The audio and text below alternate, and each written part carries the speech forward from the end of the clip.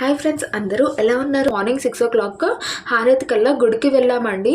లోపలికి వెళ్ళి దర్శనం అయిపోయాక అక్కడ ఒక కథ రాసింది. ఆ కథ మీకు కూడా చెప్తాను. ఒక ఊర్లో ముగ్గురు అన్నదమ్ములు ఉండేవారంట. అక్కడ పొలాలేమి పండగ మొత్తం అంతా ఎండిపోయినప్పుడు వాళ్ళ ముగ్గురు బావిలో తవ్వుదామని చెప్పి అనుకున్నారంట. వాళ్ళు ముగ్గురు వికలాంగులు. ఒకరికి కళ్ళు కనిపించవు, ఒకరికేమో చెవుడు, ఇంకొకరికేమో మాటలు రావు.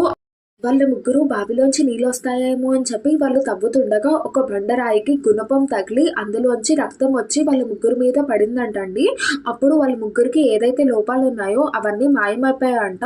అంటే మాట లేని వాడికి మాట వచ్చింది, చూపు లేని వాడికి చూపు వచ్చింది, చెవుడు ఉన్న వాడికి మొత్తం అంతా వినిపించింది. వాళ్ళు చూస్తుండగానే మొత్తం అదంతా రక్తంతో నిండిపోయిందంటండి. ఇంకా వాళ్ళు ఏం చేయాలో తెలియక వెళ్ళి రాజుగారికి చెప్తే మొత్తం ప్రజలందరూ వచ్చి అక్కడ చూసేసరికి అది వినాయకుడు బొమ్మ. అది శాంతింప చేయడానికి అక్కడ కొబ్బరికాయలు కొట్టి ఆ నీళ్ళన్నీ అందులో పోసేసరికి ఆ రక్తం అంతా నార్మల్ నీళ్ళ మారిందంటండి. ఈ వినాయకుడికి ఇంకో ప్రత్యేకత ఉంది. ఈ వినాయకుడు పెరుగుతూ ఉంటారంట. దీనికి 1945లో ఒకసారి, మళ్ళీ 2000sలో ఒకసారి దీనికి వెండి కవచాలు చేయించారంట. అవి ఇప్పుడు సరిపోవట్లేదంట. అంతేకాదు అక్కడ అర్చకులు కూడా అంటూ ఉంటారంట, వినాయకుడు బొజ్జ అంత ముందు కనిపించేది కాదు, ఇప్పుడు పెరిగింది అని చెప్పి. అంటే వినాయకుడు పెరుగుతుందని చెప్పి అందరూ నమ్ముతారండి.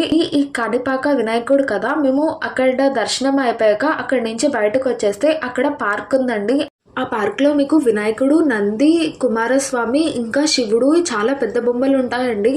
అక్కడ నంది సెంటర్లో ఉంటుందండి. ప్రతి మూల ఒక్కొక్క దేవుడు ఉంటాడు. అన్ని పెద్ద విగ్రహాలు ఉంటాయి, మధ్యలో చిన్న చిన్న వినాయకుడులు ఉంటారు.